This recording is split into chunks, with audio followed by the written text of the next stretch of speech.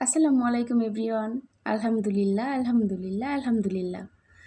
আজকে আমি একটু বেশি খুশি কারণ আজকে আমার রেজাল্ট দিয়েছে। আলহামদুলিল্লাহ আমি ভালো রেজাল্ট করেছি। আপনারা সবাই আমার জন্য সবসময় এতটুকুই দোয়া করবেন যাতে আমি পড়াশোনা করে সবসময় এরকম ভালো রেজাল্ট করতে পারি। সবাই যেন আমার রেজাল্ট শুনে সবসময় খুশি হয়। আপনারা আমার জন্য দোয়া করবেন। আসলে আজকে রেজাল্ট দিবে বলে খুব বেশি টেনশনে ছিলাম।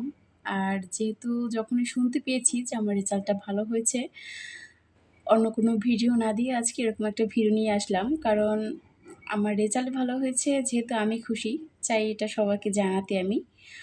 তাই আসলে এই জিনিসটা সবার সামনে বলা।